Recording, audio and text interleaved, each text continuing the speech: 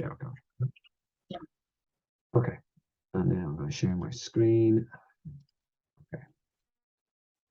Okay.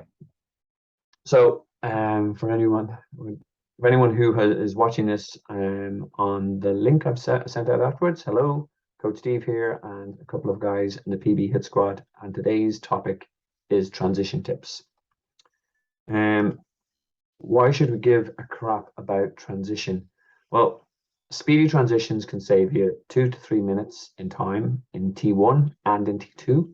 That is free speed, free time. If I turn around to you and ask you to take 3 minutes off your 10K time and do it over a period of a week, you'll tell me I'm nuts, which I will be. But if you get a slick transition with a couple of kind of easy and applicable tricks, you can save 3 minutes off your T1, 3 minutes off your T2. Win-win.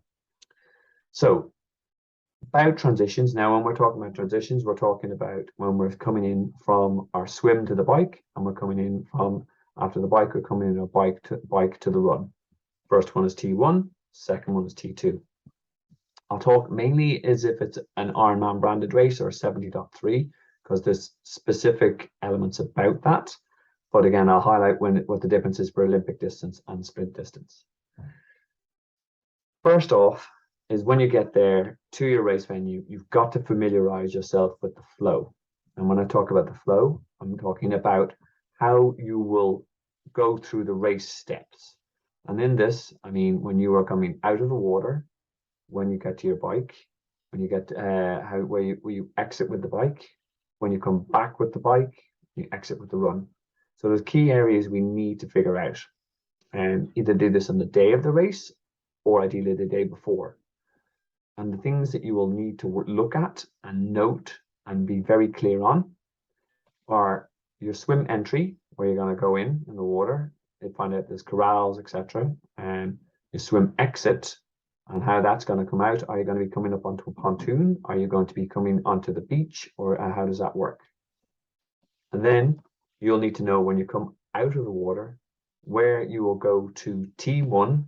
Some races have longer transitions than others. For example, Mallorca and Italy have very long transitions. Like you're talking about 700 to 800 meters worth of running, which is a lot when you're running in a wetsuit. So you need to know where that goes. And again, if the transition isn't 100% set up when you get there and you're looking at it, ask a volunteer and say, by the way, I presume I'm going to come in this way. Is that correct? No, you'll go that way and the tent will be here and all that. Get to know it beforehand. What you're looking for in T1 is where your bike will be racked. A lot of races are racked by race number. So you have a set place where you've got to go to. And again, but there will be lots of racks on the day. So you've got to figure out when you're coming from the swim exit, how will you recognize which rack you go up? And in terms of, remember, they'll be set out in rows. So if you go up the wrong row, you might have to run up and all the way back and lost time. So typically what you want to do is, I am race number 400. That means I will come through this from the swim exit. I need to run up the second row of bikes on the right-hand side. And I'm going to run all the way up. You look for a landmark. A landmark is something that will be there when you arrive again. Not I'm beside the shiny red bike, because the shiny red bike might be gone. I'm beside, right in line with that big pantry. I'm in line with that whatever white shop or whatever it is, something that you can run to, and it won't, and be there, and it'll be a clear reference point for you to get there. So you need to find out where your bike will be racked. In Ironman and 70.3 races, you will also need to pick up a blue swim to bike bag, where you will have your helmet, your race belt, your shoes if you don't have them connected to the bike, and your sunglasses.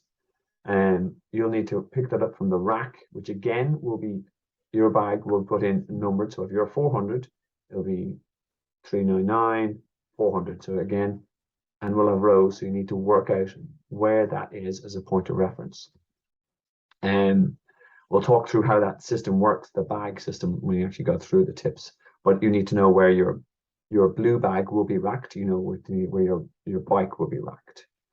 And then thinking through the flow, you need to know, where's the bike exit? Do you have to run straight up? Do you have to take a right? Do you have to come around yourself? Again, ask. And then the other key element you need to know is where the mount line is. The mount line is a point where you need to cross before the entirety of your bike before you can hop on it. This stops people hopping on their bike and cycling through transition. Sounds mad. I have seen it done. So Nate, you need to know that because you need to know when you're going to run past and figure that out. For T2, when you are coming back in on your bike and you're going to dismount and put the bike, you need to figure out where your bike rack point is from that direction. You will need to remember it's easy enough to go, okay, right, I'm looking for that palm tree, but if the flow is different, you're coming in from a different angle, it will all seem very disjointed if you haven't walked it beforehand. So you need to know, okay, well, I'm going to come in, around, back down. This time, because the angle I'm coming, it's the fourth rack down, and that's where I'm still running towards my palm tree or my White House, whatever it is, but you need to remember which areas to count. Again, you'll need to know your red bag location for the 70.3 Ironman races. Again, your red bag is your bike to run bag. In that, you will have your runners, your visor, and another race belt in hand. Okay, so these are points you need to familiarize yourself with. And what I advise is literally walk it and go through, okay, I'm coming out of the swim, I'll come this way, I need to walk up. It's 1, 2, 3 racks. There's my blue bag. 1, 2, I need to run this direction. It's whatever, 200 meters up, and there's my bike. I need to run to this area, and that's my bike out, and walk it back in again. Get your landmarks, write it down, take pictures on your phone, just to reassure yourself, and you can run through it in your mind. So that's just familiarizing yourself with the flow. The setup, the day of the race, some tips I recommend are set your bike computer to 0 and have it set up in terms of what you're going to measure yourself with, in terms of, is it distance, is it power, is it average power, 10-second power, what you've trained with, etc. So have it all set up. You just literally just need to press go when you're on the bike. Put your chain in the bigger chain ring, as in the outer ring, because what happens here, if you're running with the bike, and I'll talk about how this works, if you go over bumps, it means that the chain has a less chance of actually slipping off and bouncing around. Think about the gear you will be in, and in terms of the rear cog. If you're coming onto a flat course, you don't want to be in too high a gear. As in terms too easy a gear? It means that you sort of hop on and you can get into good cadence. You will change that if you're going straight up a hill, and some races do this. So therefore, you go, I need to be in very easy gear because I'm just going to have to spin up that hill. Look where your bike course takes you in the first kilometer, and adjust your gears accordingly. Another key tip is I use elastic bands to hold my shoes in place on the bike. When I say this, I have a loop on the back of my cycling shoes, and I have them clipped into the pedals. I have tied the elastic band, and I loop it onto typically my quick release lever, and that means that when I'm running with the bike, and I'll talk about how this works, it means that the shoes don't bounce up and down and they don't get knocked off. It means I can run, and I know that the elastic bands will hold the cycle shoes in place as I run with it. So these are things that set up. Okay, swim to bike. Okay, so key kind of steps and tips for when you're coming out. Okay, first thing, when you're coming in the last kind of a couple of 100 meters of the swim, kick a little bit more than you would before. And the reason for this is you get more blood flow to your legs, and it stops people getting up and feeling a bit dizzy. So even if you are a strong kick and you have a 6-beat or 8-beat kick, overemphasize your kick in the last 100 meters. It helps get the blood flow down to the legs, and it helps when we go from that horizontal motion to vertical motion, and we have the blood get shifted down. And on that, step 2 is do take your time to kind of get up slowly from when you're swimming position. A lot of people make the mistake of running and bouncing straight up. What happens there is all the blood drains from the head down to the rest of their body, and then they get faint for a couple of while, and you can see them all being a bit dizzy. Take your time. It's not, you'll actually save time by slowly raising yourself up. When I'm exiting the water, and particularly in races where there's a long transition, I instantly, the first thing I do is I start taking my my goggles and my hat off. So I will reach over, I will pull my goggles and my hat off. And what I do as well is I pull them into my, I keep holding on them. I pull them into my my wetsuit arm, and I let go there. And what happens there is they get stuck there, and I don't need to worry about it because I pull the rest of my arm out, and my goggles and my swim cap will be in that arm of the wetsuit. It's just one less thing to worry about. So just literally down, pull in, let go, and they will stay in that arm. Perfect. Also, as you're running, start pulling the other arm out and get your wetsuit down to around your waist. It's something, it's going to save you 10-15 seconds when you actually get to your bike. We're going to take the full wetsuit off, but you're just taking advantage of the time you will be running into T1. So goggles, hat, first arm, second arm down, and then you're running with it just around your waist. Don't do anything more than that because it inhibits how you run. You will need to go down. Now you remember you'll run in the as per your flow. Where did I go for my blue bag? Okay, I need to go up this row. It's the second rack, and it's the one at the very end. Grab your blue bag, which is your swim to bike bag. Get to your landmark. You've identified where your bike is. There's my pantry. Hello, how are you doing? Running. When you get there, empty the contents of the blue bag on the floor. As in, I just take spaces. I don't care about other people around me. I know what I need to put on. And then what I do is I put my thumbs into my wetsuit and I push down aggressively to the point where them down past my knees. I then lift my right knee up aggressively and I stamp down on it. And then I repeat and I pull my other leg up again and until the point where my wetsuit legs are now around my ankles. And then I kick and I kick myself out of the wetsuit. That means it's the quickest way of getting yourself out of the wetsuit. And again, this is something you should practice when you're doing your open water swims in your build phase, that you just get used to getting out of the wetsuit quickly. Okay. Okay, so and then once you've got the wetsuit off, then you will put that into the blue bag in the Ironman branded races, and you can put and then you put on your helmet. Fasten your helmet, your race belt, anything else you need done, and all the rest. Assuming you have your bike shoes attached onto the bike, what they then is you unrack the bike and you run with the bike, holding the bike by the saddle, and practice this again in your sort of your taper times and your recovery weeks, and you can steer the bike with the saddle. If you point it, it will move in that direction. What you need then, as I said, run through the flow. As I said, run to the mount line. You must clear the mount line in its entirety, and then you will either get on the bike as fast as possible. There's two methods you can use. One is a scoot, which is kind of, you take a little bit more time, and it's very effective, but doesn't look as sexy as a flying mount. But if you're a beginner, it's the easiest way of getting on. The second is a flying mount, which, well, as you can imagine, sounds more impressive. I've got some videos of this because there's no way I could actually demonstrate this in my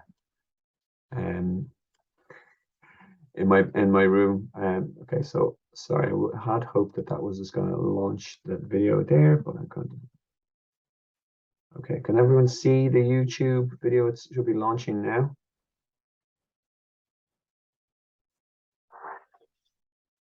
Apologies for the ads.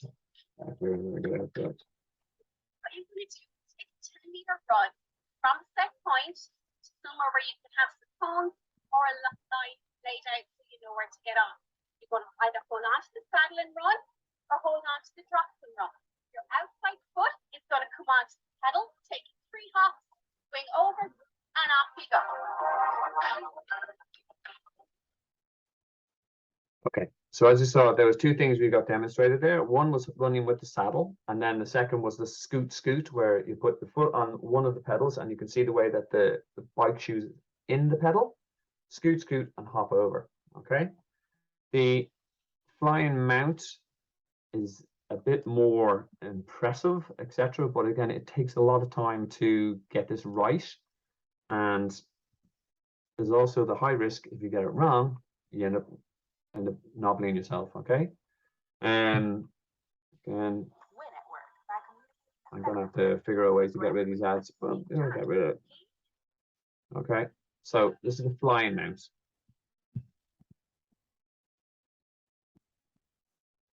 Myself and Kieran are going to work on here is a flying mount and a flying dismount. So what Kieran has here is his cycling shoes are elasticated onto the bike. Again, this is just for efficiency so that he can get his pedals up and moving as quick as possible. He's going to start beyond in transition and he's going to run towards the mount line. He's not going to get on until after he's passed the mount line. And it's going to look like a hop, skip and jump onto the saddle, and then he's going to pedal off into the race and put his shoes on as he cycles. Okay, again, two other things are demonstrated there that I was talking about, how you actually connect your cycling shoes with elastics, and then the flying mount, which is a bit more of, instead of that 1-2 hop skip, you actually put your foot on one side and you're literally throwing your leg over the side. It's faster than the scoot, marginally. It's a higher risk, looks way cooler. So your call. Okay, now bike to the run. When you're coming back in, now remember, you will the mount line will typically be the same as your dismount line, and the dismount line is where you have to bring the bike to a complete stop before you actually get your get off it. Okay. When you're coming in and you're seeing that, start you make sure you start braking and keep in a straight line. Start braking to bring yourself down to a point where you're actually slow enough to be in control to actually sort of stop and come off the bike. And two ways you can do it. You can come to a full stop and then slowly get off, or you can do a flying dismount. I'll show you what that looks as well. If you do the flying dismount, you need to start taking your feet out of your cycle shoes a few hundred meters beforehand and have them literally resting on top of the shoes.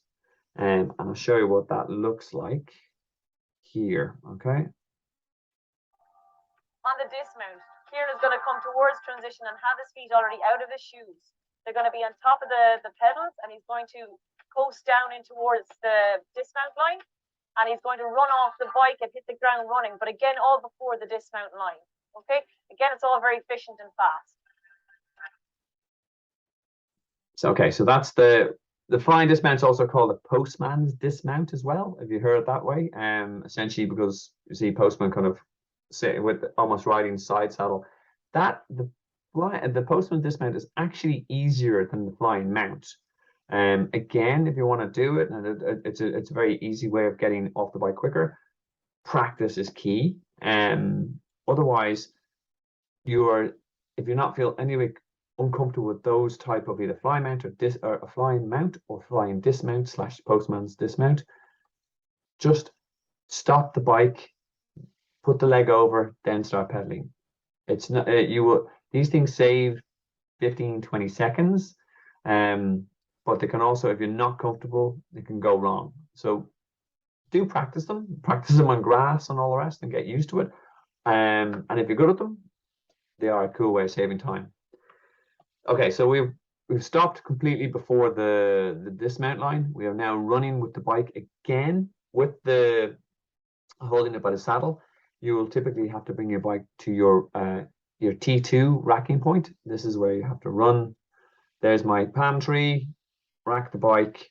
By the way, you cannot, until you have the bike racked, you cannot touch your helmet. If you do take your helmet off before the bike is racked, you will incur a time penalty. Be very aware of that. Bike is racked, and then you'll have to run to your the bag rack for your red bag, which is your bike to run bag. You'll grab that. There's typically a transition tent where you go in, you take your helmet off, you take your if you have any specific cycle glasses off, you put them in the red bag. You'll take your runners out, put them on, If you have a visor, I use a baseball cap and I wear it backwards. It keeps the sun off my head.